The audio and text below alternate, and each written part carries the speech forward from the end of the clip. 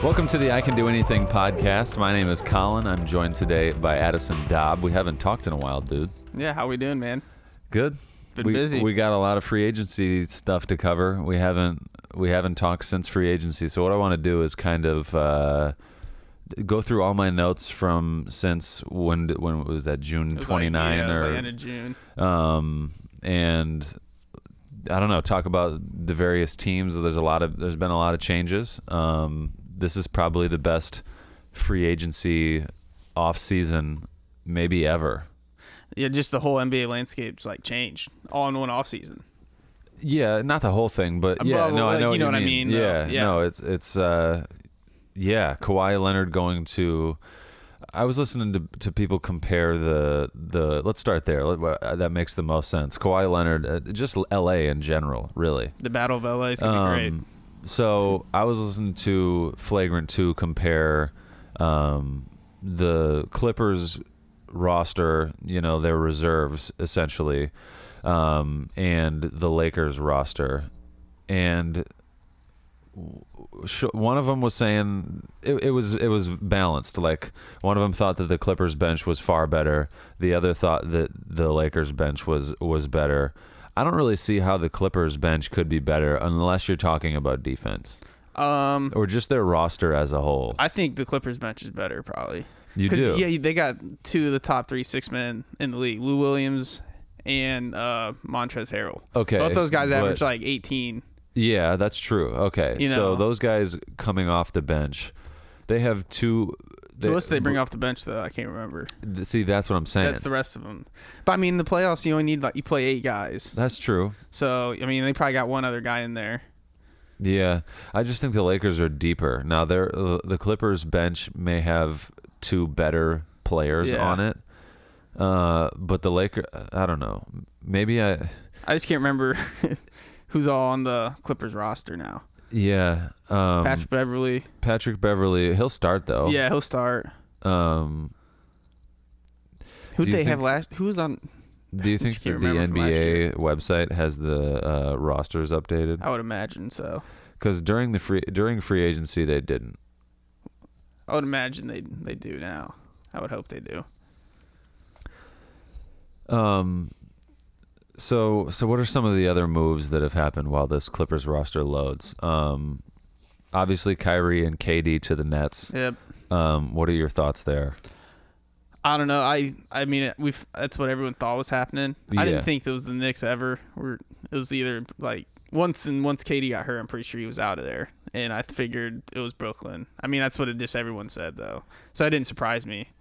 I just don't. If you're KD, I get it, like you want it your own thing, but the Warrior situation, that situation, you're never going to get anything else like that again, I think. Yeah. It'd be hard to leave that. It's really ego, and that's what breaks up these kind of teams always. Yeah. It's always ego. Yeah, it's always ego. Like, that Warriors team could have been still really great for the next, 5 years still.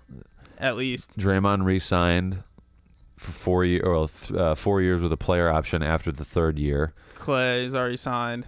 Well, they signed. Yeah, they signed him. Well, yeah, they re-signed him this year. Steph's, I think, still got 2 or 3 years on his contract. And then their bench really, like, even over, ever since this Warriors thing started, their bench has kind of been interchangeable. Like, it started off with, like, Sean Livingston and Iguodala have always been there, but it was like Leandro Barbosa at the beginning. David West. Mo Spates. David Lee. Yes. David West and David Lee. Spates. Mo Spates, who was working out with the Lakers recently. Let's do a quick jump to that. What do you think about the Dwight Howard to the Lakers and that whole fuck, dude? I don't know, man. Whatever, I guess. Yeah. I think it's kind of a joke. I think it's kind of funny, but it could work out somehow positive. Like, they said in a limited role, and so all they want him to do is rebound and defend the paint. Yeah, well, of course. That's all they want him to do. And they said it's going to be a limited role. And they're, like, not giving him guaranteed money, I guess. So it's not like you just take, like, it's, I guess, a little bit of a risk, but not So what they're gonna sign him to a 1-year deal? It's a 1-year deal, and it's like none of it's guaranteed. What does that mean? I don't. So I've like, never there's no what like. that So means. when you sign, you get like a signing bonus most time, and then you get like guaranteed money, Yeah. and the rest is then like you get that like right up front. Okay. The guaranteed like most money of the time is up front? yeah, pretty much that's like always up front. I'm pretty sure. But, and then the rest of it's like based on season. Like it's split it up. I think over like the weeks. So it's like regular season. salaried payments. Yeah, like after every every other week or whatever. Yeah, I'm pretty sure that's how it goes. So like, or that 2.4 whatever it was. Like maybe he can split it up on a payment plan. But like yeah, it's a guaranteed. Like no matter how you perform, you get that money. The rest of it's like added incentives and bonuses and like actual money that you earn based on like if you make the team and how you perform. Yeah. That's what his situation is. So like you really don't he's not getting any money unless they keep him around for a little while and keep him on the team. Then he gets that guaranteed money. I haven't read anything in terms of like people talking about numbers or anything like It's that. like guaranteed possible not like the money that he would get was like 2.4 and then it's like a total of 5.6 or something like that for the year. For the year? Yeah, if he makes That's still too much. Well, I mean, yeah, but he's a veteran. So like that's like the minimum. Oh, that's right. There's the veterans minimum. So like Chris he's been Paul and LeBron James got that worked into the CBA where Yeah. these old guys get a lot of money. it's like 5. Yeah. It's 5.5 or something. Like after you're in the league for like 10 years or something. Like he keeps going up. Like you're considered a veteran probably, I don't know how many league years in the NBA do you think? I think I don't know, it's probably 10 or 12 maybe. Okay. I don't know. Okay, so the Clippers roster: Kawhi Leonard, Paul George, Lou Williams. Those are the obvious. Montrezl Harrell, Patrick Beverley, Zubac is there. Zubats, Mo Harkless, who I'm not that high on. Like he was all right in Portland. He could shoot a little bit. He's like an average 3-and-D guy, but he can't really shoot it that well. Yeah, but he plays good defense. He's kind of I guess he's a 3-and-D guy. That's like not the greatest. Really, shooter. the greatest. He's like a poor man's Trevor Ariza. Yeah. Wow. Okay. Mm-hmm. There you go. Okay. Landry Shamet, who's a good shooter. Yeah. Still young. Terrence Mann, Jerome Robinson. Yeah, real quick, talk about the rookie that what's his name that Philly traded to the Clippers. What was his name? Yeah, Landry Shamet. Shamets, yeah. Like the that sucks that for like the Sixers they gave all that trade assets up and everything for Jimmy Butler just to leave. Yeah. Even though Shamets was for Tobias Harris, but still. Yeah, so Jimmy Butler to Miami. That's an interesting one. I mean, again, that's just ego. Like he wants his own thing. Yeah. I don't get it. He's cool with being like just making the playoffs barely, getting his money, and then just putting up numbers, I think, and kind of being the man. Yeah. That's all he doesn't. I don't think like as long as they are somewhat successful. But he always talks about winning. Yeah, like but all he ever talks about is like I just want to win, man, and like. Why would you go to Miami if you just want to win? You're gonna go to Miami and play by yourself. Yeah, dude, I don't get it. Hey, I don't know. I mean, I get it. Yeah, it's Miami. Making a lot of money, living in Miami. He's playing like in the NBA. He's kind of like a Hollywood star. guy. Like he was one of those guys I'm surprised did not end up in LA, because he's like Hollywood. Like his best friend is He was never like that though. Like coming out of Marquette, like he wasn't like that. His off the court like stuff is like Hollywood. But even like his first like 2 or 3 years like in the league, like he was just like kind of just a guy, you know. Like I always related him to Kawhi Leonard. He was just like a humble dude that like didn't talk a lot, didn't do a whole lot like off the court, didn't make a lot of noise off the court. And then he got good in Chicago and. Sort of, I mean, he didn't run Derrick Rose out of there, but sort of, I mean, he kind of did a little bit. And then, he was appearing on late night stuff, the Timberwolves thing. Well, they said it changed when he's not best friends with Mark Wahlberg. And when Wahlberg came in his life, I guess things kind of changed because I think Wahlberg probably put it into perspective. It was like, hey, man, like all this off the stuff, like you become important. bigger, it's you make a lot more brand. money. Yeah, and this brand gets you so much more money than just the NBA. And then this brand lives on forever. Like you can keep making money off your brand. So I think that's when things changed. And that's what people have said. Because he's like best friends with Mark Wahlberg. Wahlberg's his best friend. Well, and he's also really close with D Wade, who went to Marquette as well. Yeah. So now he's down playing for D Wade's team. It'll be interesting to see with D Wade retired now what kind of role he plays just in the NBA landscape. Like, is he going to be around I think when LeBron retires, him and D Wade go in and buy a team. Yeah. Like, I could see like one of those like that big group like him, Melo, CP3, as D-Wade, they all retire. Yeah, like all go in and just buy a team. Yeah, I could see that happening. Yeah, it'll be interesting to see what D Wade does this year. Will he like consult for the Heat like as a as like in like player development, or is he just gonna hang out with his wife and his kids and go to his kids' games and shit like Probably that? Probably that one this year. His son's gonna be either junior or senior in high school. The older one? Yeah. There's one that's... He's got a young kid. That's on LeBron James Jr.'s team. Yeah. Yeah. Yeah. They're going to be fucking good, man. It's a high school, and they're overseas playing in, like, Australia or some, like, over in Spain. Yeah. Can you imagine being a high school basketball team traveling? No. Like overseas to play like exhibition basketball games during the summer. Like our shootouts during the summer was like, let's go to Michigan. It's like, yay, it's like, wow, let's get away, go to Indy. You take like a 3-hour trip and think it was like this long. Stay in a hotel one night. Well, these guys are probably taking like first class flights overseas. Yeah. Fuck, dude. That's crazy.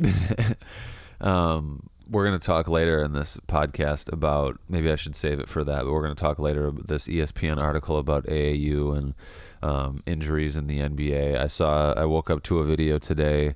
It was LeBron recording. He woke up for a 5 o'clock workout, 5 a.m. workout, and his son was already out in the driveway shooting. But it was like the rim. It was like an 8-foot rim. Yeah, well, he was just like kind of just dunking, which is like what I used to do, sort of, when I was just like hanging out. He was just having fun, I think. Yeah, he's just enjoying the game of basketball. But I immediately went to like, it's good that you have the love for the game like that, but that kid's knees and ankles and fucking the wear and tear. Yeah. The only good thing for him though, like, LeBron takes really care of his body. He's been like playing forever, and they have the money. So like, his situation will be fine. But kids like him that are not in those like situations financially, it would be different. Yeah, like kids that are on his AAU team but don't have his dad's money. Yeah. Like they can, like LeBron, I'm sure pays for AAU he's expenses. got a couple teams sponsored him. Like all the expenses are paid for by him and Nike, probably. But like those kids' AAU expenses, like all their travel expenses, and like they don't have to buy shoes or socks or none of that shit. But off the court, their parents, I'm sure their parents are doing well. Like a lot of those kids, in order to, they've a lot of them probably have like ex-athletes, like guys that played college football, D1, and their family, like they're, some of these kids are probably the son of like a track star at Georgia, and then ran international, like just stuff like that, like obscure athletic parents that probably have like some good money, but they don't have LeBron money. I wish I had to LeBron take money. care of their kids' health the way that LeBron takes care of his health off the floor. Okay, let's go back to this Clippers roster. Okay. So their starting five of Paul George, Kawhi Leonard. I think Montrezl Harrell probably starts now. Okay. Zubats may start. Probably. And then Patrick Beverly. Yeah, I don't know. Yeah. Who? All right, who's on their bench again? We got Shamet, Williams, Harkless, Rodney Magruder. Nah. JaMychal Green, who played for the Grizzlies last year, Jerome Robinson, Terrence Mann, Angel Delgado, Jonathan Motley. So they got like 8 guys. Patrick Patterson. I don't know if he'd play. He might a little. He might get some time. Yeah, so they're like really 1, about 2, 8, 3, 8 4, deep. 5, 6, 7, 7.5, 8. Who's the half? JaMychal Green. Oh. Rodney Magruder could be a half. I think they've got 8 or 9 maybe. 9 that could play, but in the playoffs the top they're only 8 playing solid. 7. Who out of Kawhi Leonard, Paul George, Lou Williams. That's 3. Harrell. Montrezl Harrell 4. Patrick Beverly 5. Zubac 6. Shamet 7. Harkless 8. Yeah, okay, that's what I was. Yeah, I'd say that's probably the 8. Yeah, that's their top 8. Like yeah. But outside of that, it's a little weak. Okay, so it's pretty then weak. let's go. It's very weak. Yes. So then we go to the Lakers roster. You've got LeBron James, DeMarcus Cousins, who's injured. Anthony Davis 2, Kuzma 3, Rondo 4, Danny Green 5, Jared Dudley 6, Avery Bradley 7, JaVale McGee 8, Quinn Cook 9, Troy Daniels will play minutes in the playoffs because he can shoot 10. Okay.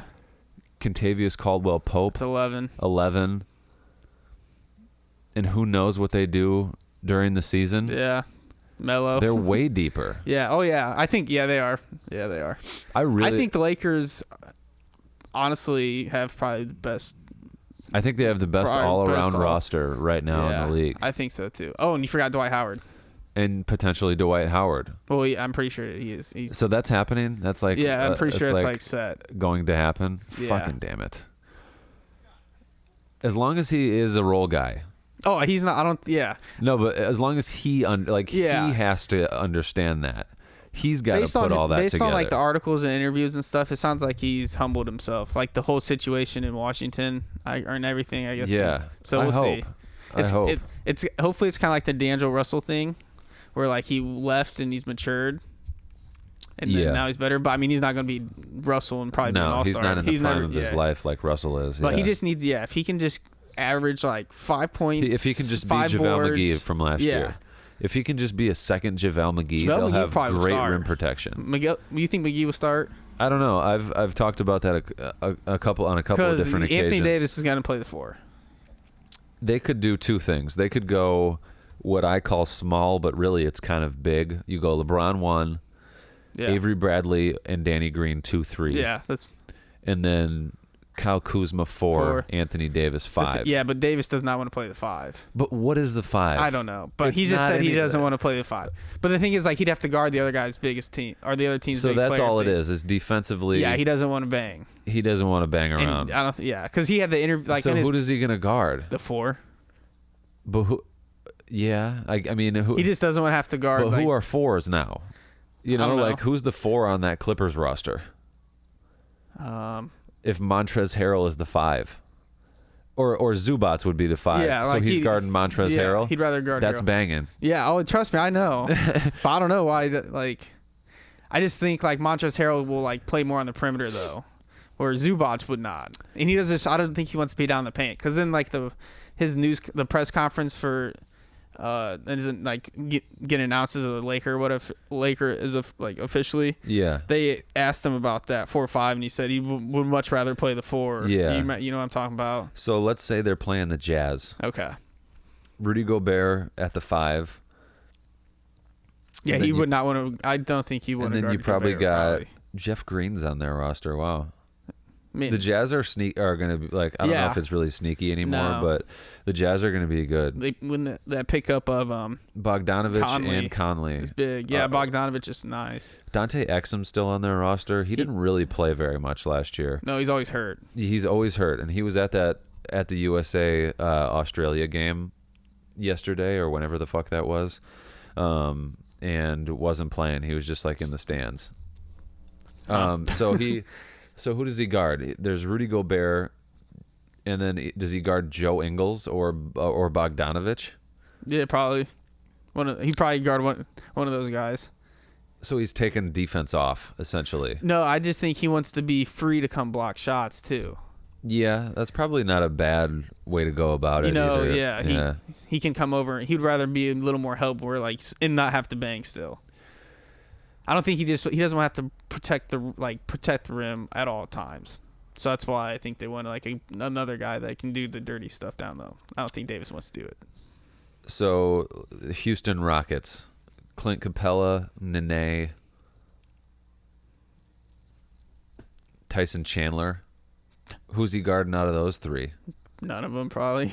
None of them. I don't know. Kenneth Faried, who's actually not on this roster, on the Houston Rockets roster. He's a free agent. Yeah, I don't know. Yeah, so they either go that way, they go with him at the 5, and they go really big, or you go Rondo 1. Well, they said LeBron's starting at the 1. But that was before the DeMarcus Cousins injury. That is true. I didn't think about that. But that was also, now you got Dwight. So maybe JaVale starts and Dwight's the backup. Yeah, does Dwight come off the bench or probably, does he start? They said he's a limited role, so there's no way you start that man. So, I think JaVale McGee was better than him last year, and he actually played. So you got. I loved JaVale McGee last year. Yeah, I think you start JaVale over Dwight. So you go JaVale. If you're going big. So you go JaVale 5, Anthony Davis 4, Kuzma 3, Danny Green 2. Or Bradley 2. Either one. And then LeBron at the 1. LeBron 1, and then Rondo off the bench. Yeah, Rondo, or you could go Rondo, KCP off the bench. You could go Rondo 1, Danny Green 2, Kuzma 3, LeBron 4, Anthony Davis 5. Or you go... Or don't start Anthony Davis. No. Well, there's rumor. I thought I saw something about Kuzma possibly coming off the bench, being the sixth man. I wouldn't mind just so that. he can like get more touches and be like the offensive guy in the second group. I would actually love that. And like LeBron's still going to be out there a lot. They've got the depth to do that. Yeah. So like I think I remember seeing like some on the bottom line about on ESPN because like even like LeBron's going to get minutes with them and like in the fourth quarter crunch time like he's going to be on the floor. So I don't think it matters. I think that's the thing now. Like the sixth man's kind of transformed a lot in the past like decade with like Jamal Crawford, Lou Williams, Ginobili started. Yeah, Ginobili, like James Harden was doing it for a little bit. Yeah, like how important the sixth man is. Yeah, and I think guys are buying into that more because they get it like their ego kind of takes over too because they're like I'm the man in the second group. Yeah, so you can just score. Yeah, and a lot of these guys will play big time minutes in the fourth quarter. It's what Carmelo Anthony should have done. It's the reason that he's not in the NBA right now. Talking about Melo real quick, what about that Royce White video? Did you see that? The reason he's not in the NBA right now is because he wouldn't come off the bench, not because LeBron is blackballing him from the NBA. What a fucking idiot. Yeah. That dude's got some problems. Well, he clearly just doesn't understand what it takes to win in the NBA. It's not about Carmelo being a better basketball player than Jared Dudley. It's about Jared Dudley being a better teammate and understanding his role. Yeah. And understanding where he sits in the microcosm of the NBA. Carmelo Anthony couldn't figure out that like, oh shit, I'm just a scorer and I can't win. Maybe I should take a little bit of sacrifice. And he tried to. I mean, he went to OKC, and but he got shot the ball a lot. And Houston, that's when. Well, yeah, that's right. So he went to Houston before OKC, or was it OKC? It was that was OKC, like beginning of last year. Houston, yeah. But like Royce White, you're 28 and you're in the Big Three league. So shut up. Yeah, he played 3 games for the Kings, and you couldn't fly. That's why he's not in the NBA. He was a first-round draft pick. He couldn't fly? He has, like, some, like, his anxiety and mental health or something. So, like, okay, I get it. Like, whatever. Fine, yeah. But he couldn't, like, fly. Like, there's something mentally, like, just can't fly. So that's why he couldn't be in the NBA? Yeah. The travel. He just couldn't do the flying and the traveling. So his comeback to us would be, I would still be in the NBA had it not been for that. I guess. And I'd be like, it doesn't matter. It didn't happen. Yeah. To play 3 games in the NBA and question LeBron's knowledge of how the NBA works and winning and consistency is so fucking crazy to me. Yeah. It is. Is he receiving like criticism for it? Yeah, he did. Like on Twitter, the video, a lot of people are just calling him an idiot, basically. Yeah. Okay. Well, good. Yep. Okay. So, what do you think about Russell Westbrook to the Rockets and Chris Paul leaving and going to OKC? It was a shocker, I guess, a little bit. Yeah. A little bit. I don't know. It's gonna be interesting to see how that works in Houston because you got 2 guys that are extremely ball dominant. Yep. And one of them can't really shoot. So it doesn't work well with the other one. Well, they really, their style of play, it's going to be hard to work in general. But when Harden has the ball, thing with Chris Paul could shoot and like spot up. And Chris Paul was a good passer. Yeah. Westbrook can pass a little bit, but he can't spot up and shoot. He can pass. Because he's trying to get triple doubles. Yeah, but like he can't shoot. So that was one thing that Chris Paul. It's just the Chris Paul at least spread the floor. What everybody was saying when they got Chris Paul, it was that how can these 2 ball dominant players work together? They made it work, and it worked pretty well. Yeah. But this is just that magnified. Like this is that even worse. Yeah. Russell Westbrook is even more ball dominant than Chris Paul. He's not as good of a passer. He's not as good of a shooter. He's strictly a driver and a mid-range jump shooter. And his mid-range jump shot is really not good. It's not bad. But it's not like, Yeah. But they don't shoot mid-range in that system. Yeah, in Houston, you can't shoot mid-range or you... That's the thing is, like, in that system, Westbrook's kind of like, what do we, like, it goes against their philosophy. Yeah, it's not going to fucking Like, work. I get it. You get to the rim because I don't know. Like I said, they're going to be fun to watch. Yeah, but I just don't see a lot of success. It's going to fall apart in the playoffs. Especially in the West, because the West is tough. I don't know. It'll be interesting. I'm so excited for the NBA, man. I can't wait. It's really close. It's getting there. It's like very close. Yeah, NFL starts in like a week and a half. Can't wait for that. And then finally the NBA starts up. And that's when the best time of the year. When the NFL and NBA from like middle of October to pretty much June is the best time of the year. So that's a long time. Because there's NBA the whole time. After June, it's summer. And it's fucking nice out everywhere. That's true. Yeah. Yeah, like right now is like the worst time of the year for sports. When you like for sports, yeah, it really is. The last month and a half, just a bunch of baseball. I don't watch baseball. Me either. I watch golf. When I go home today, that's what I'm gonna do. Watch the Tour Championship. I just got a notification that Brooks Koepka was doing something. He's back in the lead, 15 under with weather delays in the third. Oh, that was yesterday. Round? Oh, so yesterday, yeah, it's held in Georgia. And the leaders got through like 3 or 4 holes in their third round. And so this tournament is like the FedEx Cup playoffs. So it's like the championship of like the whole season. And the winner gets $15 million. Like, it's incredible. Like, the money in this is insane. So yesterday, they got through 3 holes and then weather delay, and they had to cancel the round. Actually, some spectators got struck by lightning. Holy like 6 shit. of them, yeah.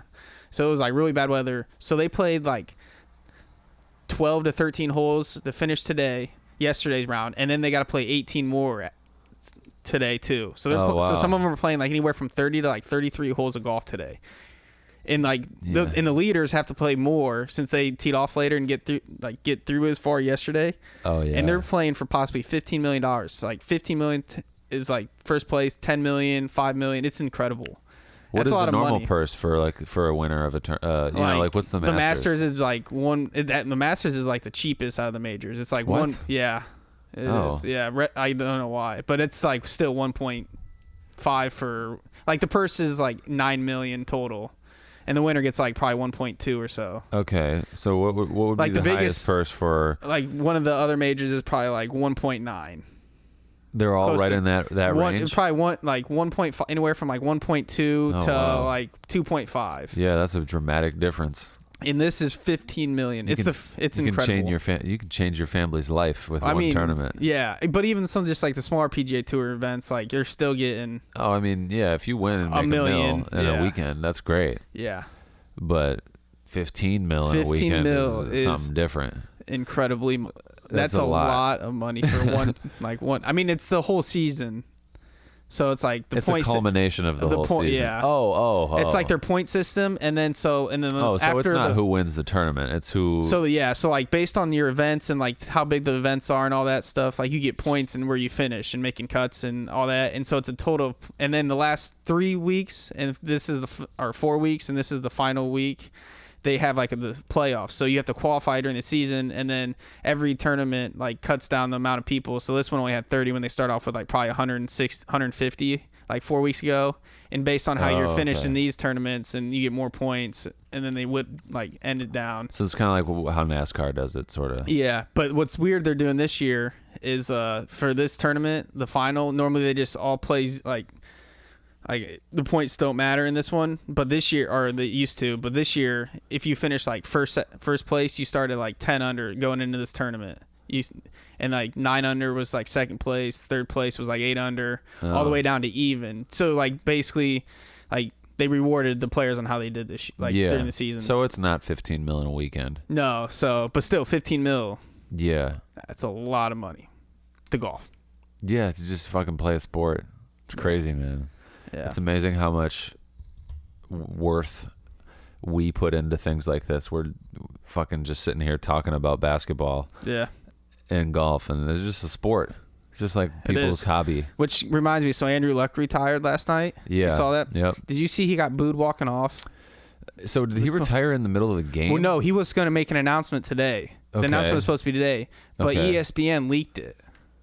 During the game? Yeah. And they get like ESPN got the NFL, like they filed it to the NFL. Like Andrew Luck and his like management probably filed it to the NFL to make let them know. And the NFL, I guess, maybe probably leaked it or somehow ESPN got a hold of it.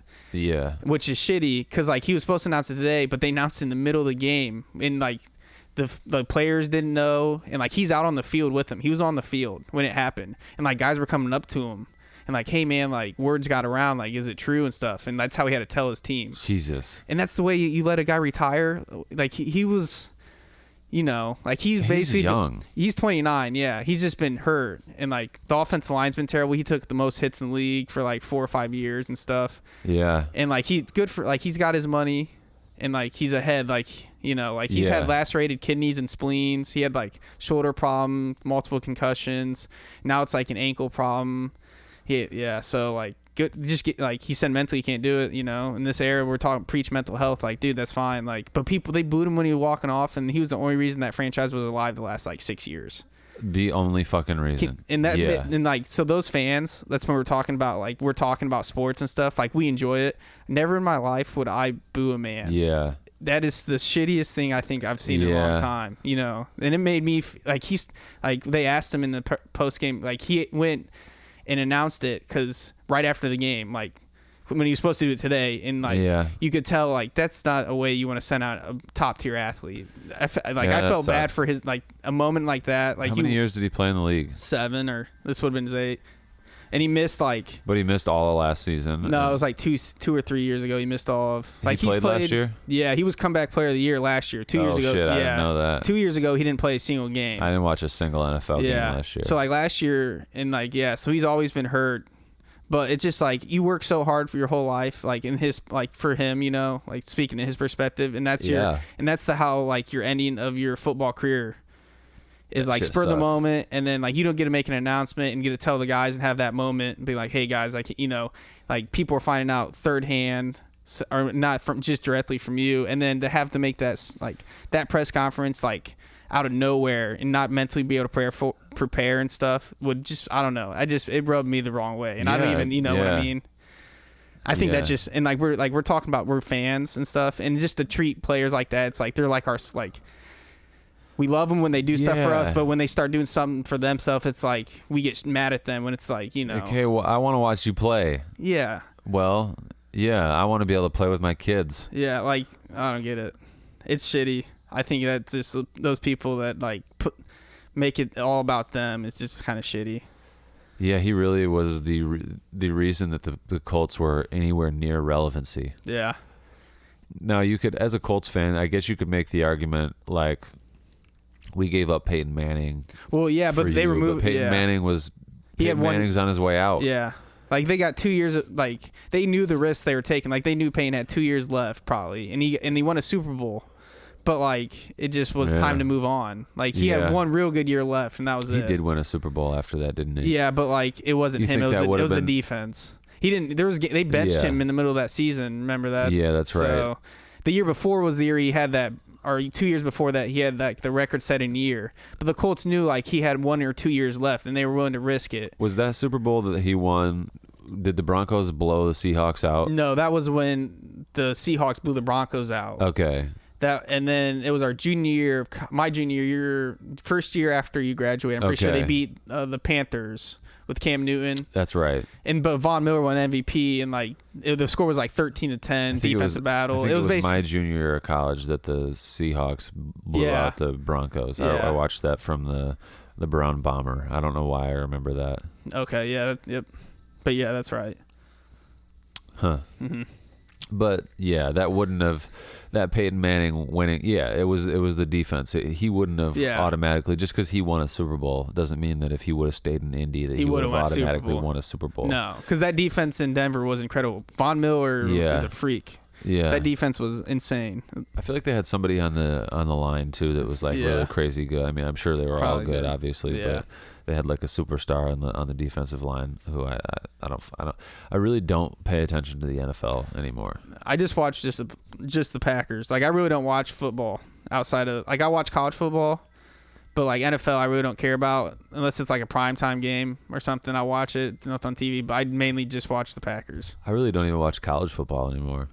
I watched the game last night. Was there a game last night? Yeah, it was like the kickoff. It was Miami and played Florida. That's right. I got a notification. It was a pretty good game. I got to watch most of it. The fourth quarter was some really bad football. It was like penalty after penalty, turnover after turnover. It was like you could tell first game of the year. Yeah. But are those two, I'm assuming, highly ranked? Miami's not. Florida is. Florida's top 10. Miami used to be fucking good, man, and they're kind of irrelevant now. Yeah. Yeah, back in the bad boy or whatever college football. Yeah, what was that? They had like Michael Irvin. Yeah, what was the Hurricanes' nickname? It wasn't the Bad Boys. It was Pistons. Catholics versus convicts. Yeah. That was I guess something. you could just call them the convicts. Yeah, I can't remember. I mean, they just call them the U. Yeah. They branded the U. Yeah. Yeah, cool. All right, stuff. Let's take a break. I want to tell you about Landscaped, and then we're going to talk about the AAU basketball crisis, a ESPN article by Dexter Holmes. Is it Baxter Holmes? Just about injuries in the NBA. Are there any homeowners out there? If you own a home, in most cases, you know that you're going to have some yard work. Landscaped is here to help.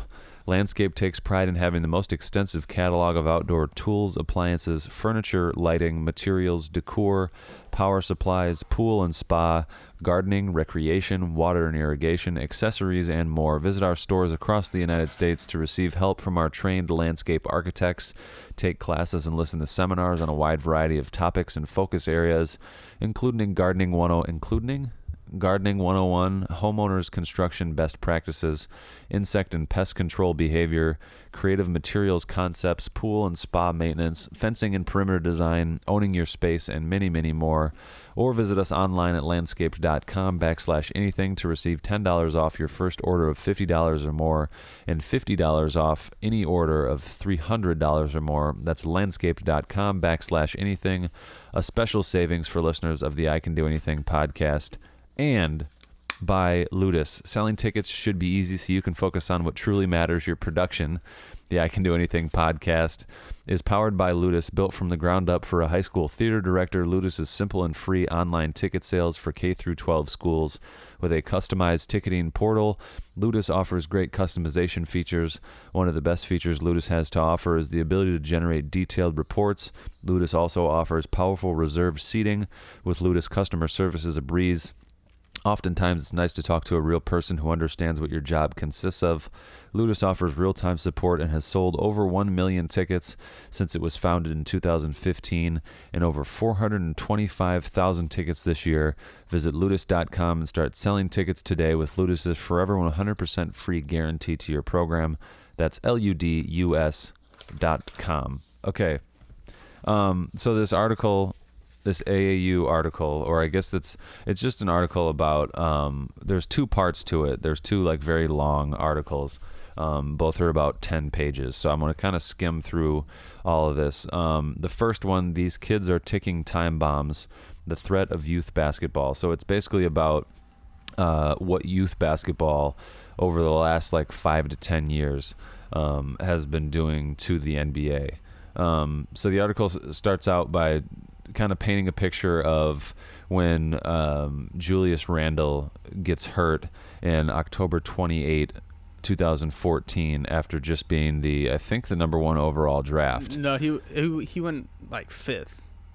The Lakers' first-round pick, their first-round pick in 7 years, a foundation of their post-Kobe Bryant future. Midway through the fourth quarter, the 19-year-old had driven to the hoop, leaped, and collapsed. Now seconds stretch into eternity before his right leg is stabilized in an air cast and teammates load him onto a stretcher, which disappears into a tunnel. Randall's leg is broken. His rookie season is over 14 NBA minutes after it began.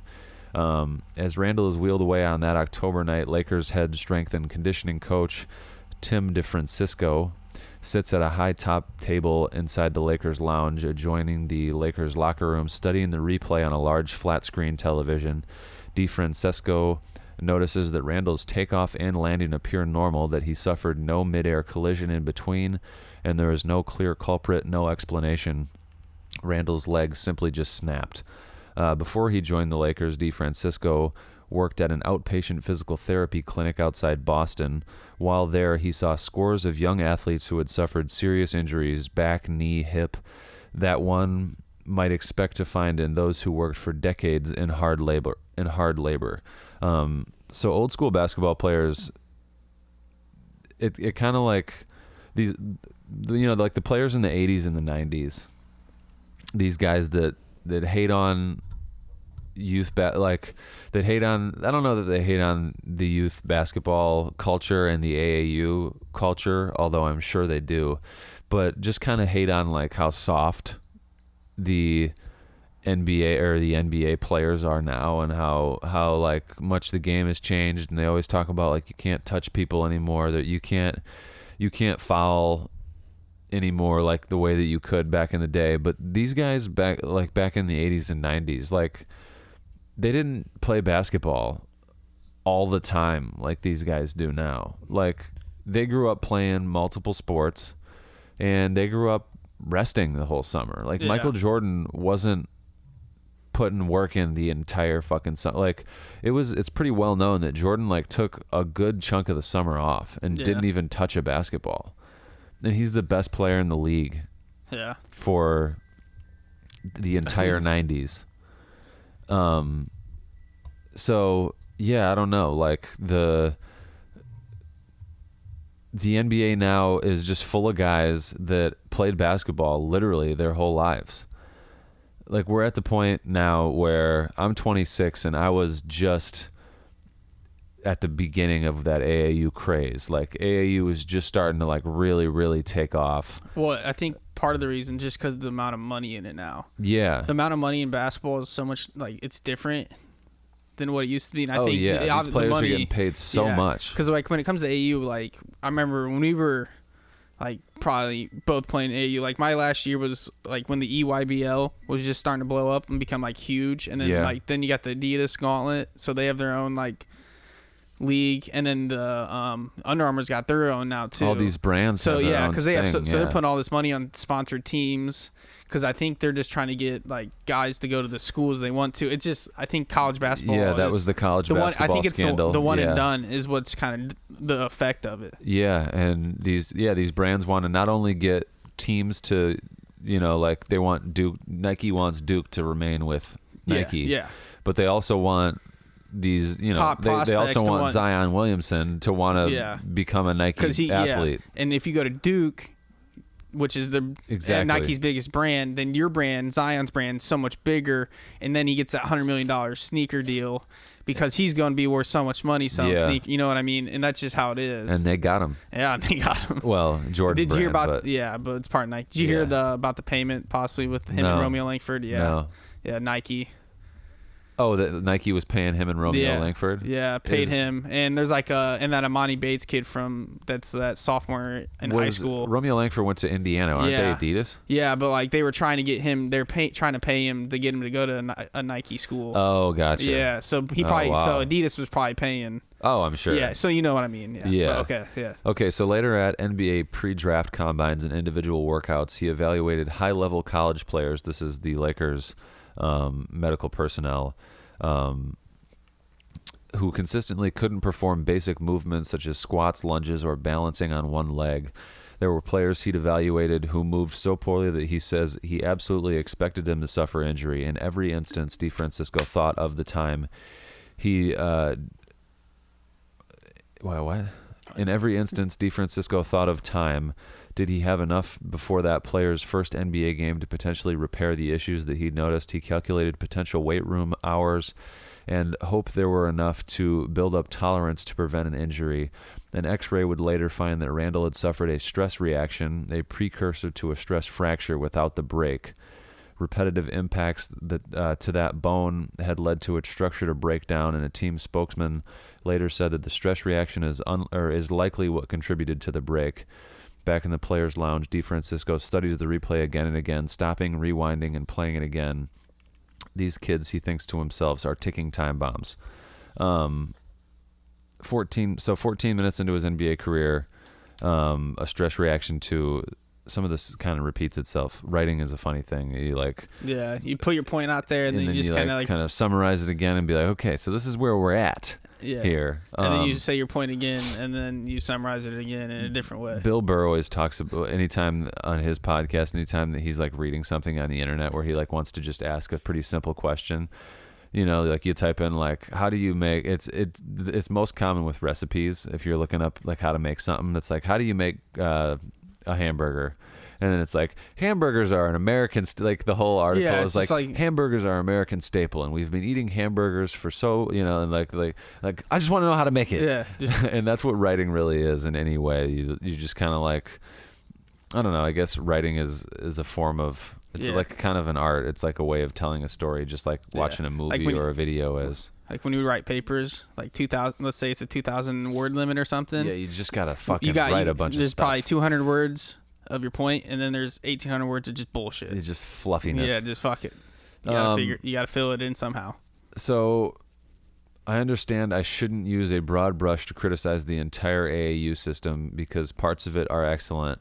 But also parts of it are very broken, especially as it relates to injuries in the league and what we're seeing as a rash of injuries among young players.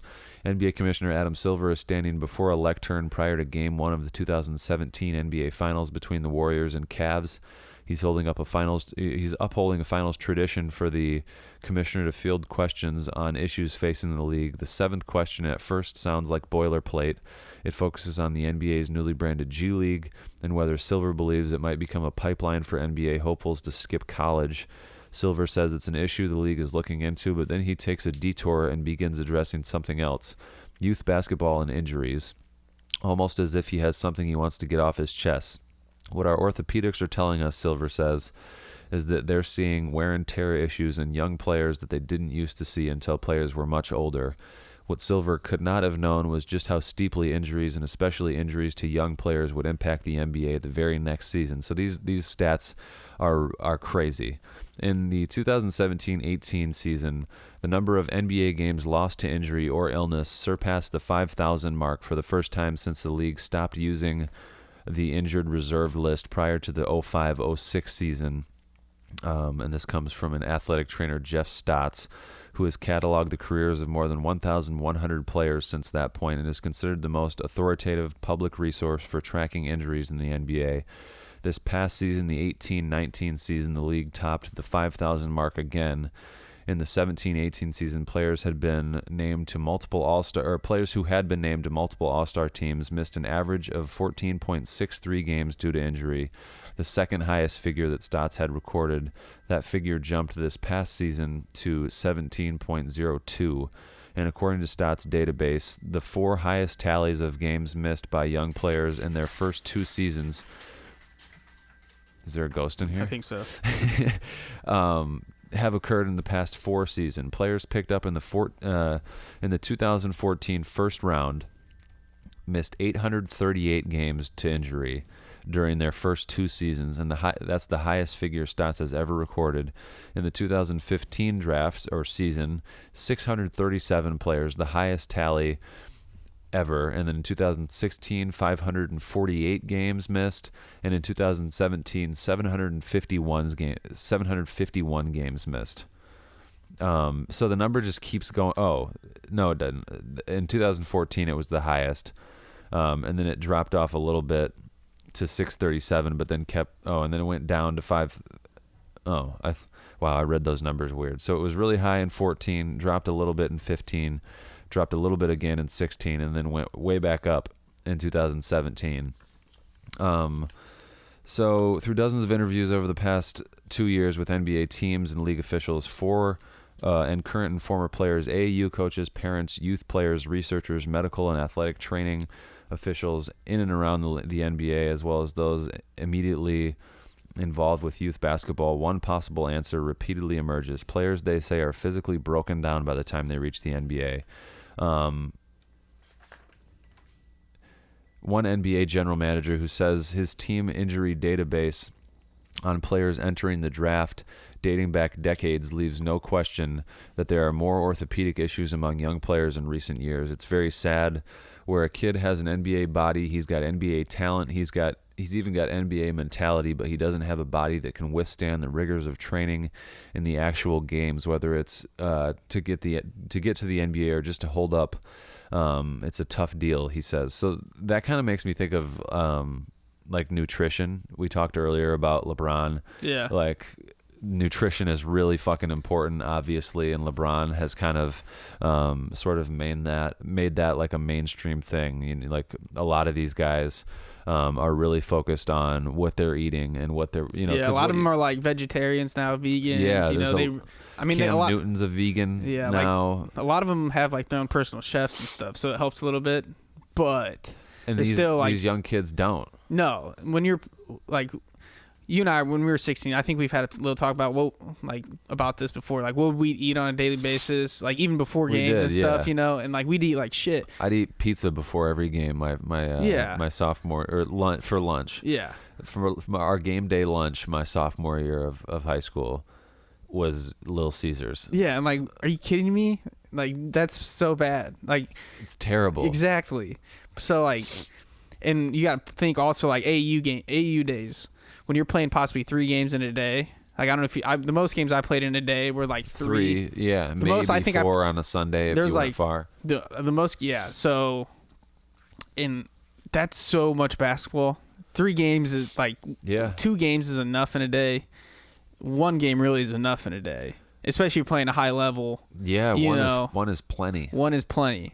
Yeah. So this fact that kids are nowadays doing 2, 3, maybe 4 games possibly in a day. Every weekend for a summer. 3 or 4 times practicing 3 or 4 times a week between for multiple hours. A lot of these kids too are traveling, so they're in hotels, you know, on airplanes, just in cars, buses, whatever they're taking. So like, and they don't get the treatment. No, that like these NBA guys, when they're at least when the NBA guys in the league after a while, like probably guys don't really practice. Yeah, and like they're flying, but they're on their private jet with like trainers and doctors and all sorts of like machines and like special equipment. Where these kids don't get it.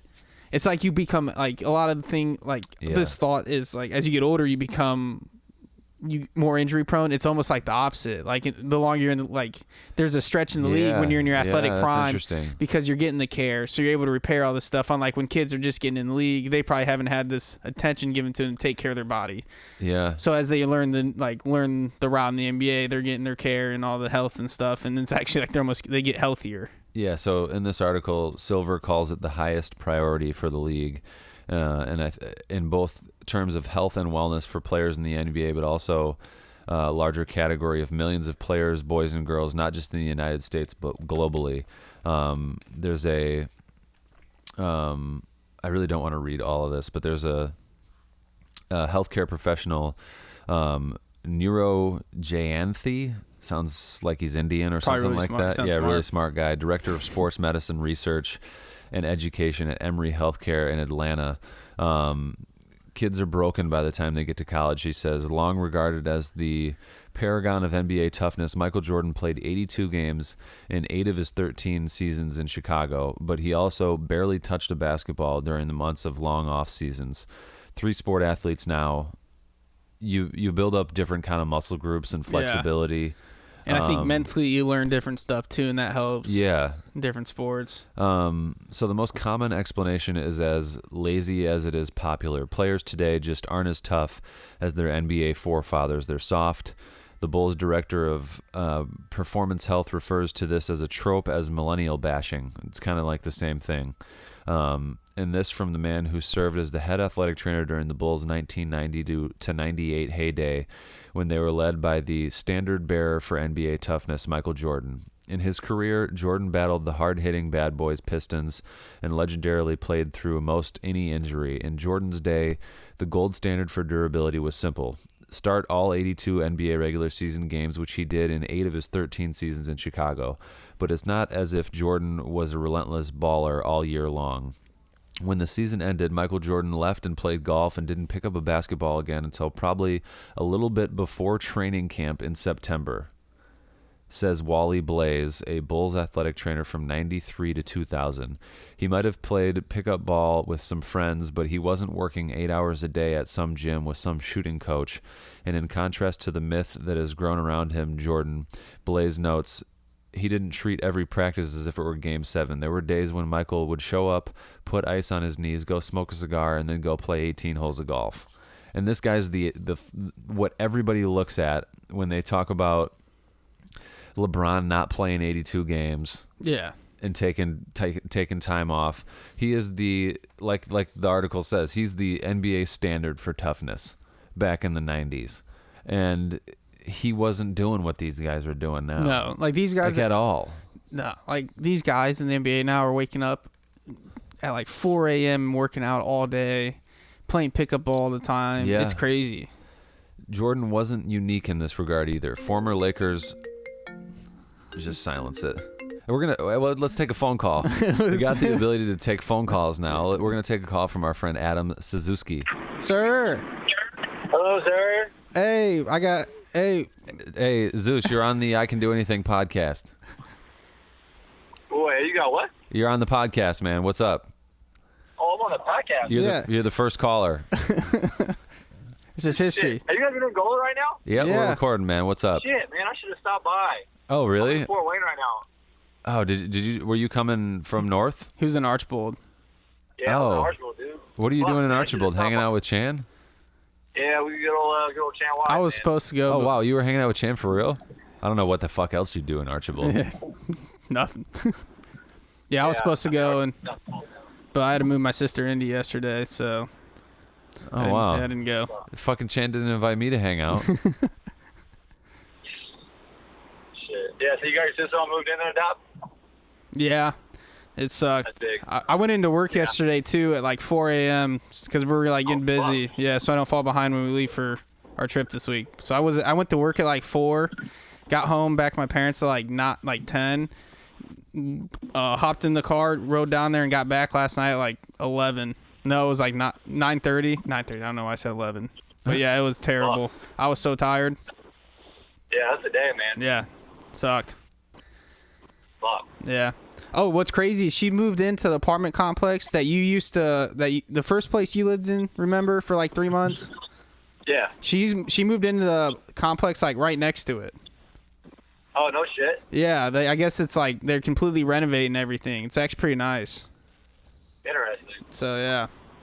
I was like, that area really wasn't that bad. No, it's not too bad. It's not too bad. You can find a lot worse in India, that's for sure. Oh, yeah. And it's like, I think she's paying $750 a month, which isn't too bad being in Indy. It's actually pretty good. Yeah. That is pretty good. It's pretty good. So, and they like just completely renovated the inside of the apartment, so it's like really nice. Where is it? Is your sister going to school? Yeah. In Indy? Yeah. U of Indy? No, it's either, I can't remember, some special pathway. It's either IUPR or Ivy Tech to go to like the Bloomington program that she like down in IU that she wants to do in radiology or something. So it's like shit. So yeah. Oh yeah. Wait, so she's gonna be there? Wait, I don't know if you just said this, but is she gonna be there for a year? She signed that lease for a year. I know that, but I don't know. So I don't know what happens after this year. I just know I moved her down there yesterday. He doesn't give a fuck. No. As long as she's okay and safe and all that good stuff. That's all that matters. Yeah. I hope, and she doesn't do drugs and stays in school. Yeah. That is what matters, man. That's all that matters, man. Stay away from drugs, kids. Well, we were calling you. We were calling you earlier to test the, see if this thing works, and it works. Hey, that's big, man. Yeah. I'm glad I'm the first one. You know, it's a little like Neil Armstrong, but only like a little bit. Just a little bit less significant. Yeah, just only a little less significant. What is it? One small step for man, one large step for friends. For friends. He didn't think that was funny. No, I tried. Yeah. Bettering mankind right now. That's all we're doing. Yeah. So, are you in the car back down to Indy then? You said, am I in the car? Yeah. I am in the car. Yes. Are you going home? Yeah, I'm on my way back to Indy right now. Oh, okay. All right, man. Well, cool. Yeah, dude. Nice. We're talking about AAU basketball over here. Yeah, what's new in the AAU basketball world? Oh, the AAU basketball world is making the NBA a very injured place. A lot of wear and tear on these young athletes. Oh, I see. Yeah. We got to find something to talk about in the off season. You know? I got it. Yeah. It's a little. Sometimes run out of things to talk about. Yeah, I mean, there are only so many things to talk about. I mean, you run out. Yeah. That is true. A person's knowledge is limitable. Yeah. It's tough. Yeah, it was like that one day, like for a living. they all these big time like ESPN Fox Sports shows were talking about leading the show with how LeBron James was dunking in his kids' layup lines. Yeah. For his like AAU tournament, like he was in the layup lines dunking. People were leading their shows with that. Like, Yeah, that was the hot topic if of you've the got day. a daily show where you just talk about sports between like July and before, Yeah, like you're once not free gonna agents- fucking yeah. talk about baseball. No. Not a, I'll tell you, I mean, the hottest thing in sports right now is the fucking Little League World Series. That's true. I haven't watched any of it, At but all. no, neither I. No. I used to love that shit, man. Yeah. I don't really care anymore. As you get older and you get away from the like, it's like that like, was my dream. Yeah, it's a little weird. Like honestly, when you think about it, it's like I'm a grown man watching little kids play baseball. It's a little weird. Yeah, I guess. But I mean, they're good and stuff, but Yeah. still. But like, yeah, when I was like 11 and 12, I was like, holy shit, That could be me. And then Yeah. as I get older, I'm like, damn. But if you want to watch it from the perspective of it's just like so simple and like these kids are just playing for the love of the game and you just accept Yeah. that and like enjoy that process and stuff, it's awesome. Like seeing kids hit home runs and stuff and they're just so happy. Yeah. It's just they're playing for literally just the joy of the game, not money or anything else. So that's cool. No, our boy Geeb from Trine Basketball. I think he made like a trip. Geeb, stop pooping in the toilet, Geeb. You remember? Yeah, You don't remember a kid named I don't remember Gabe Pelak? My senior year, Pellick. He's from like Mattawan, which is where Ditto went to school. Okay. He was a freshman when we were seniors. Okay. And he left after the first semester and transferred, but we always called him Geeb. And like one time there's somebody shit in the bathroom toilet or the toilet in the basketball locker room. Okay. The shitty locker room, remember? Yeah, in Hershey. And the toilet wouldn't flush. And somebody shit in it still, and we just blamed it on Gabe because we always called him Geeb, and we were in a team photo like Geeb, why'd you shit in the toilet, Geeb? And we're pretty sure that's why he's transferred. Yeah, more than likely. He played JV too though. What were you gonna say about him, Adam? Oh no, he was in. I brought up Williamsport because he was in Williamsport, Pennsylvania, like watching the Little League World Series, and like that venue is wild, man. Like the crowd they get to like watch those kids play is massive. Well, it's all free. Oh, is it? Yeah, it's all free. Like I'm pretty sure tickets are free. The only thing you buy is like food, but like everything's volunteer too. So like all the umps and everything don't get paid. Oh wow. It's all volunteer and you pay your own way. Didn't know that. And you have to go through like this long process to be like qualified for it, and they pick. So like it's the best of the best, and it's like an honor. So it's just like a huge deal, but it's like pretty sure it's like all free. And like there's some sponsors that pay for like the kids and some probably travel and stuff, but like but I'm pretty sure like getting in there and everything, it's all free. Huh. I got you. That's what I thought I've always heard. Or it's like really dirt cheap, like $5 for a ticket. It would be cool to go to. Yeah. It'd be cool to sit on that hill and stuff.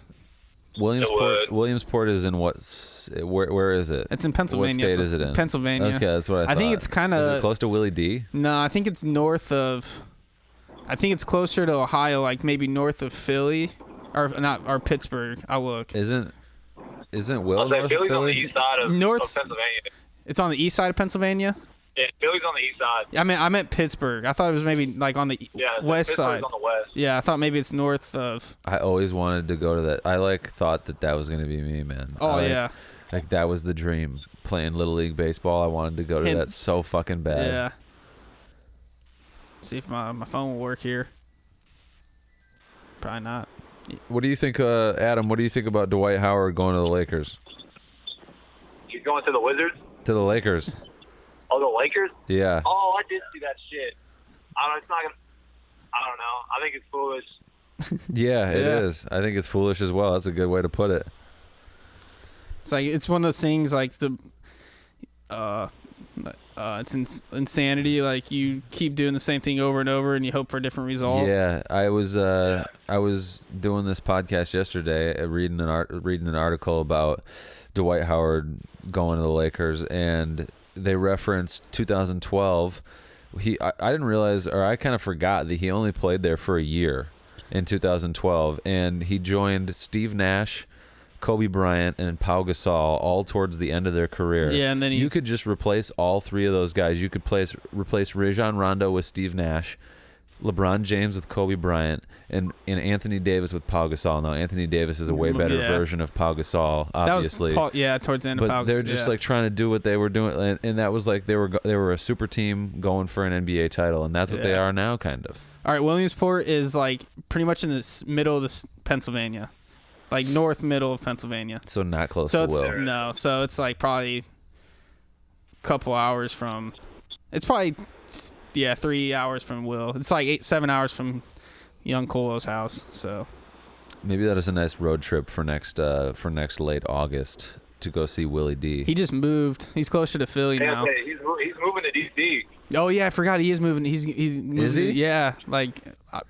He took a new job? No, it's for the same company, but they're putting like a base out or whatever, a firm out in DC. So wow. So like I think started next year. Like he just moved too. That's great. Like, yeah, so he's gonna be in DC. Good for Will. That's fantastic. Man. So we can go to DC and hang out with Will. Coop gets married. Oh, DC? And what? I would go to DC. I love. Yeah, I'd go to DC. Nice. Coop gets married and Will gets a promotion. He loved to see it. All right, Adam. We're gonna go back to the podcast, dude. Thanks for being our first caller ever. Yeah, man. This is history. Hey, it was an honor and a pleasure, boys. Have a great rest of your trip. Not Will. Adam, I'll see you Wednesday, dude. Be sure to text us when you get home so we know you made it home safe, okay? All right, I will do. I will do that. All right, brother. We'll see. I'll see you in a couple days. All right.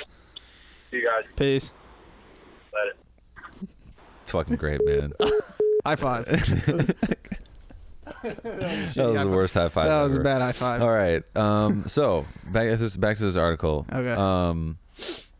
Back to our regular paid programming. Yeah. So Jordan wasn't unique. Like this was kind of former Lakers head athletic trainer Gary Vitti, who spent 32 years with the team, says the Showtime Lakers hardly played any basketball when the season ended.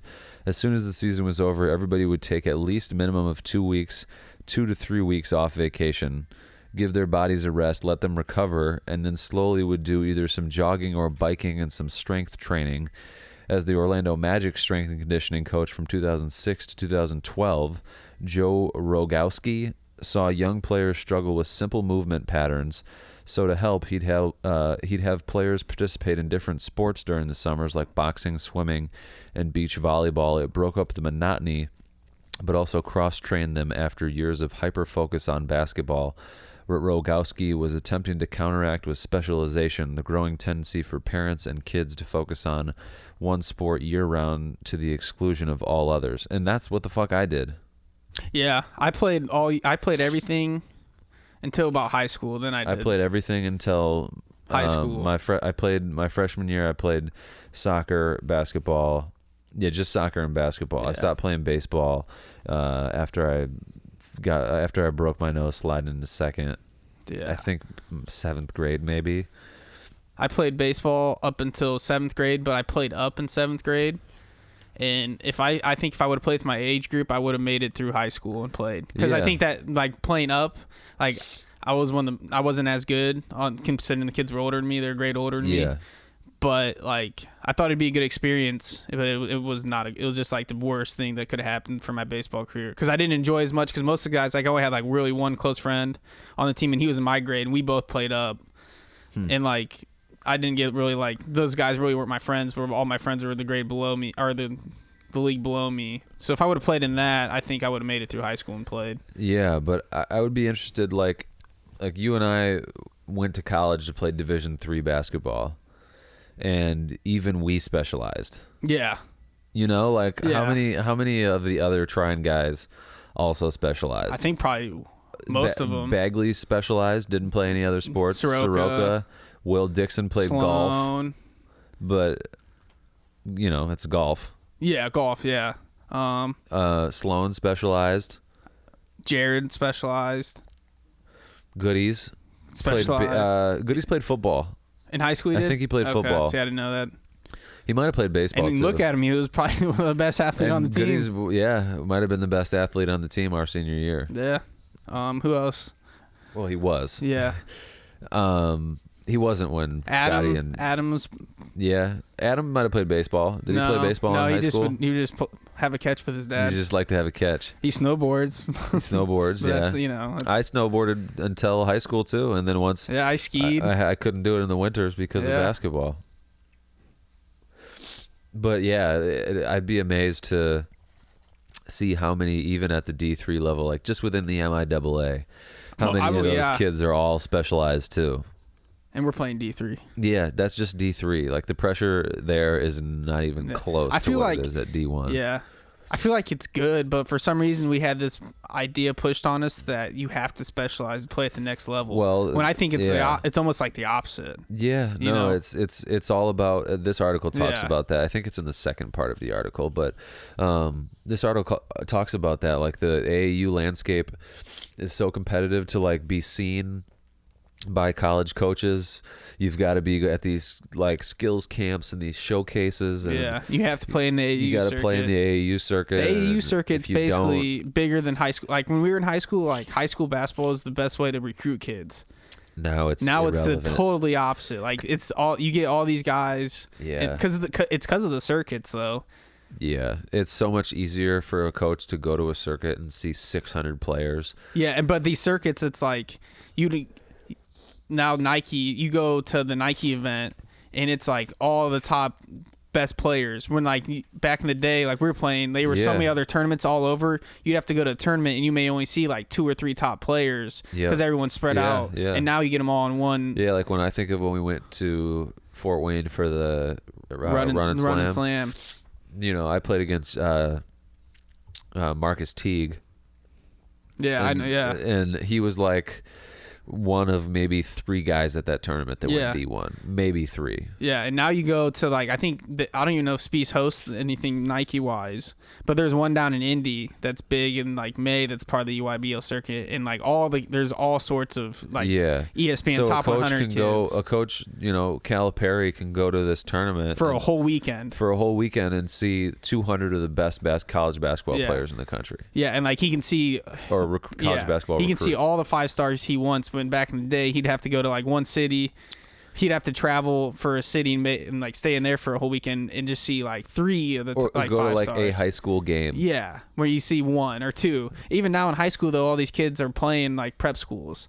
Yeah, and so you can it's like talent just collecting. It's easier. Now coaches use that as a way to like if you've got a guy that you think you're gonna get or a guy that's like close, like Zion had narrowed it down to like 3 or 4.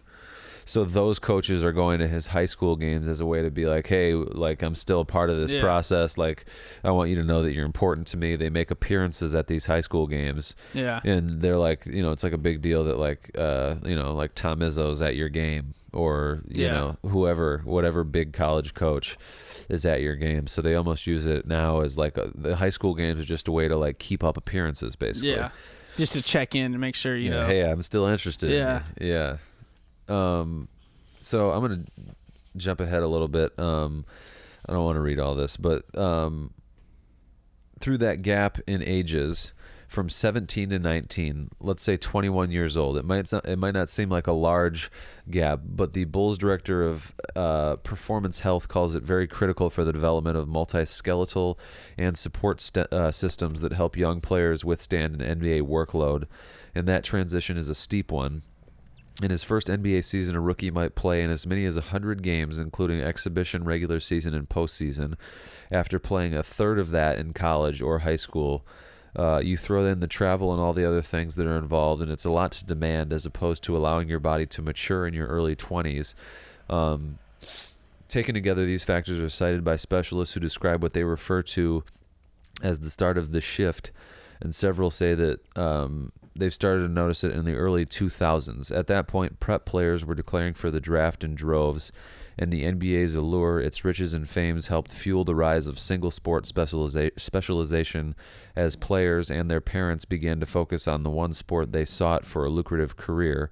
This, in turn, helped fuel the surge of club basketball if teenagers needed more reputation to make that leap to the NBA and more exposure to gain that attention to the NBA talent evaluators. They would need more places for those repetitions. They would need more exposure to have access to these opportunities earlier and as young as possible, as many times as possible, with no time to recover because there's no time to fall behind. That's just what we just talked about. Like the AAU circuit kind of just like took it over. Simply put, today's players are faster, stronger, and more athletic, the product of years of weight training, speed training, vertical jump training, skills training, but the brakes, the suspension, their ankles, hips, and core, while often neglected, remain tasked with enduring the brunt of the body's force. We would joke that half of these athletes are so good that they would almost jump out of their ability to land.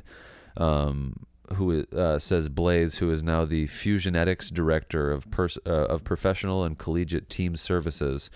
All the specialization is helping the players become more skillful and more powerful and more athletic, but at the same time, they're not working on the things that prevent injuries and help them recover.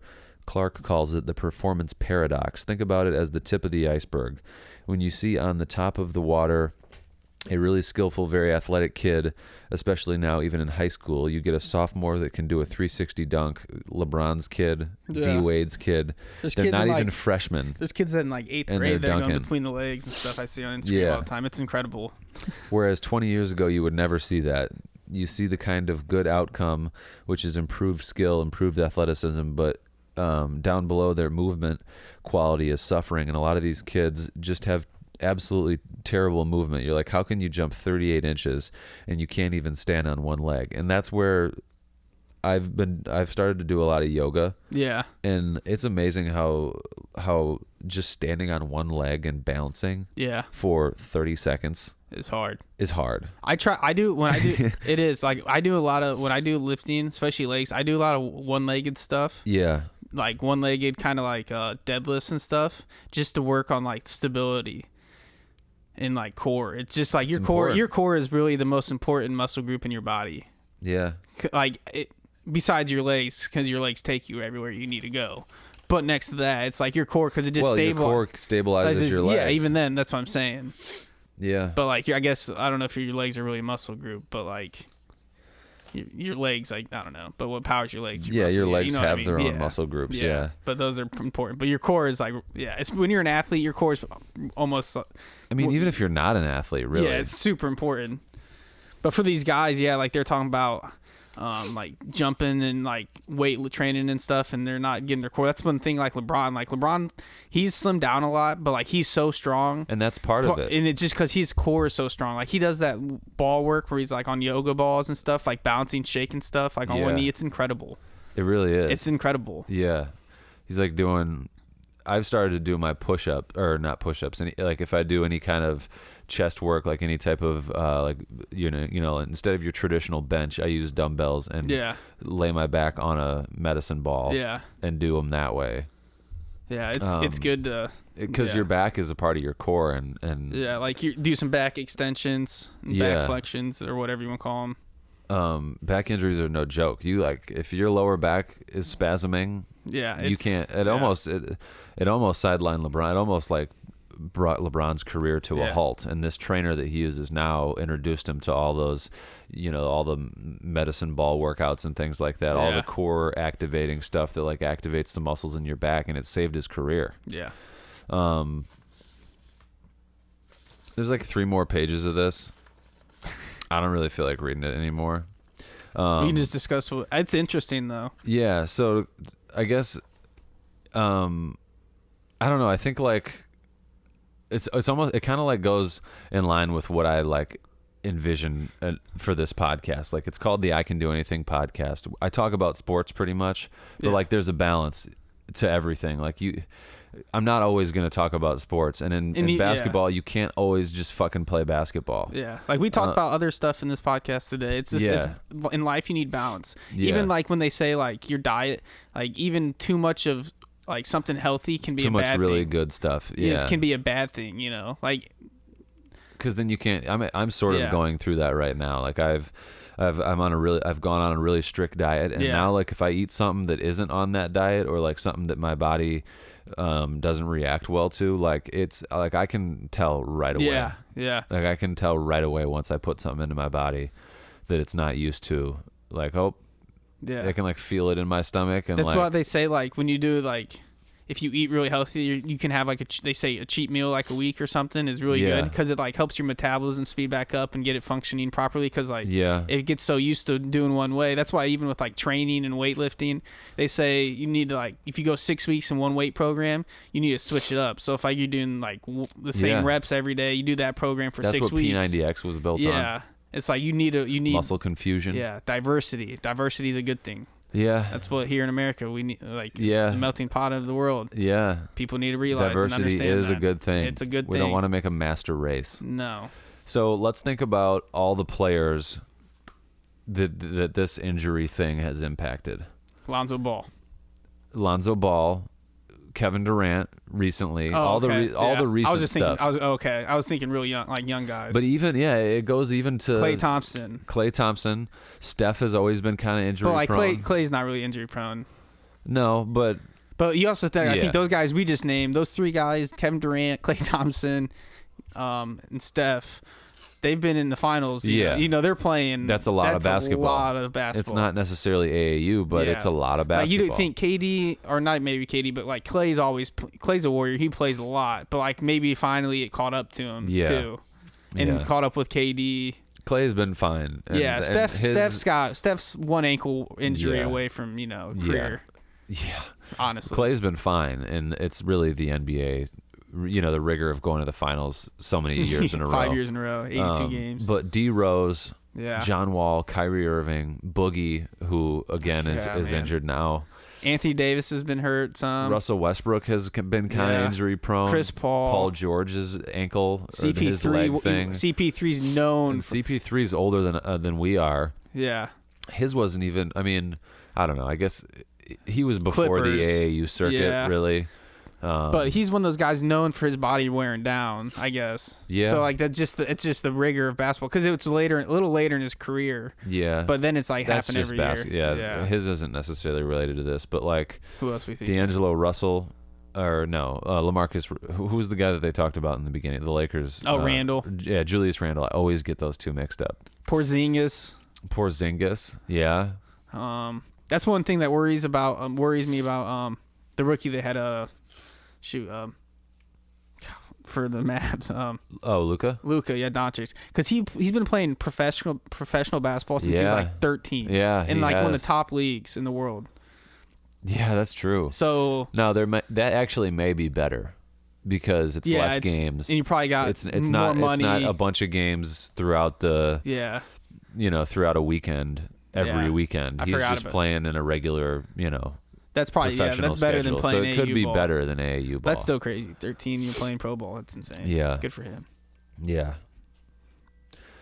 I think that's all we got, Daub. Dang, man. Is there any more? Is there any more free agency stuff that we didn't talk about that we should have talked about? Let me go through those pages. Like, keep flipping forward while I talk to these human beings that are listening about Bob's Red Mill Premium Ground Flaxseed Meal. Yeah. It contains a wealth of nutrients and gives your body access to the amazing nourishment stored within. The seeds have been milled in order to maintain the integrity of the wholesome nutrients in the flaxseed oil and are treated with great care. At Bob's Red, we don't cut corners or make compromises. Our flax milling machinery keeps the meal cool, preserving the freshness of those precious oils. It's not the fastest way, but it's the right way, and it's absolutely worth the time and effort. Flaxseed has been prized since the ancient times. Its Latin translation means most useful, and Hippocrates, the father of medicine, prescribed flax to patients with intestinal issues. King Charlemagne was so convinced of its benefits that he passed laws requiring his subjects to consume flaxseed. Today, the nutritional data backs up the wisdom of the ancients. Experts agree that folks should consume more omega-3 fatty acids to promote good health. 2 tablespoons of Bob's Red Mill flaxseed meal offers 2,430 milligrams of omega-3s.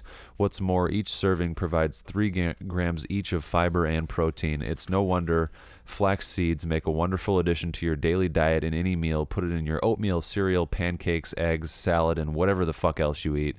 Cheers to your good health. Visit bobsredmill.com. That's BOBSREDMILL.com today. What do you get? Is there anything in there? I mean, not really. Not that really Not needs that we haven't discussed. covered. No, All right. Yeah, nothing too major. Well, thanks for listening to the I Can Do Anything podcast, Dob. Thanks for joining me, dude. I got something to send us out with if I can play it. Yeah, go for it. Oh, yeah. Don't stop believing, guys.